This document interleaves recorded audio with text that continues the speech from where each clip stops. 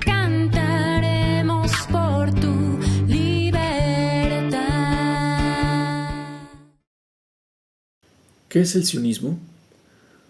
En los últimos años se escucha hablar del sionismo. Hay quienes piensan que es un sinónimo del judaísmo. Otros piensan que está más cerca del fascismo. ¿Pero qué es? Y lo más importante, ¿quiénes son los sionistas? ¿Qué defienden? ¿Es simplemente otra forma para referirse a los judíos? Hagamos breve anatomía del sionismo. Como su nombre lo indica, sionismo se deriva de Sión, el mítico lugar donde, según la Biblia, habita Yahvé. De modo que el sionismo aspira a la comunión con lo divino. Sin embargo, el asunto no es tan simple, ni solo es una aspiración religiosa. El sionismo es una ideología moderna, surgida en Europa a finales del siglo XIX, en una época de luchas y consignas nacionalistas. Nacionalismos que, armados con una buena dosis de antisemitismo, promovieron la persecución y el asesinato de las minorías étnicas, como la de los judíos, a través de los conocidos pogromos. El pangermanismo defendía la presunta superioridad del pueblo germano, lo que dio origen al nazismo. Como todos sabemos, el nazismo se edificó precisamente en pos de la superioridad de la raza aria, haciendo el antisemitismo una doctrina de Estado. Pues bien, el sionismo persigue el mismo proyecto supremacista étnico. En vez de la raza superior, ellos hablan del pueblo elegido. ¿De dónde salió este proyecto? Fue en ese contexto antisemita de 1890 que los judíos más ricos de Europa y Estados Unidos buscaron crear un Estado exclusivo para los judíos. Poderosos banqueros, hombres de negocios, industriales judíos, pero también cristianos fundamentalistas, apoyaron la filosofía de quien fuera el principal ideólogo del sionismo, Theodor Herzl, quien publicó en 1896 El Estado Judío. Pero cuidado, que este no es cualquier clase de nacionalismo. El sionismo supuso desde sus orígenes la identificación de una identidad étnica hebrea, una fe religiosa, el judaísmo, y la pertenencia a un Estado-nación y un territorio mítico que se remonta al reino de David, tal como presuntamente existía hace 5.000 años, o tal como los sionistas creen que existía en lo que hoy en día es Palestina. Sión también se refiere al monte donde se levantó el templo de David, en Jerusalén, el mismo que fuera destruido por los babilonios y luego por los romanos en el siglo I, y del que hoy solo subsiste un muro, el Muro de los Lamentos.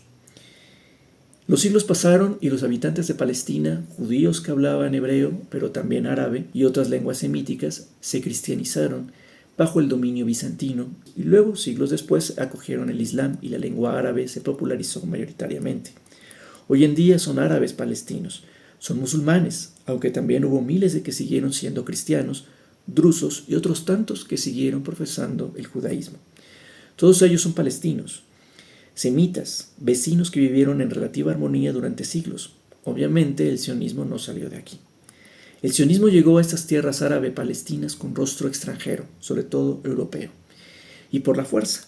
Y es que el sionismo convierte una fe religiosa y una pertenencia étnica, como cualquier otra, en un proyecto político excluyente, potencialmente genocida, pues no admite otro pueblo sino el pueblo de Dios en sus fronteras. Esta es la ideología que llevó a la creación en 1948 del Estado de Israel, un Estado que fuera al menos idealmente exclusivamente judío, es decir, donde no haya lugar a otras identidades étnicas. De ahí que desde el momento mismo en que se proclamó el Estado de Israel en 1948 se produjo la Nakba, es decir, la catástrofe. El desplazamiento forzado de más de 800.000 palestinos que debieron abandonar sus tierras para huir de los comandos armados sionistas israelíes que les expulsaron de sus hogares a punta de pistola.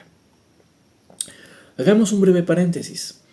No todos los sionistas comparten la misma estrategia violenta. Una vertiente del sionismo, más de izquierda, buscó el regreso a un mundo de dicha y humanidad donde ningún ser humano se colocara por encima de otro. Formaron comunas igualitarias, los kibbutz, donde se pretendía que hombres y mujeres valieran lo mismo y se respetara la sacralidad de la vida.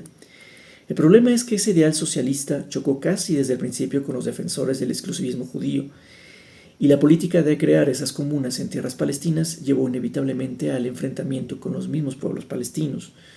Tenemos entonces que el regreso a la tierra prometida del sionismo, ya fuera al pasado glorioso de hace 5.000 años o el paraíso socialista, supuso el desplazamiento y luego el exterminio de todos aquellos seres humanos que no pertenezcan a su proyecto político. Entonces, tenemos que el sionismo es un proyecto supremacista que justifica la expansión territorial, el despojo de la población no judía, en este caso los palestinos, pero podría tratarse de cualquier otro pueblo no judío, y por ello mismo no duda en aniquilar poblaciones consideradas inferiores. Estamos obligados como académicos, como seres humanos, a detener la expansión y difusión de esta peligrosa ideología que desgraciadamente está penetrando universidades, instituciones y gobiernos alrededor del mundo, dando soporte y apoyo al Estado de Israel bajo la consigna de defender el presunto derecho de la autodefensa de Israel, es decir, su derecho divino a aniquilar poblaciones.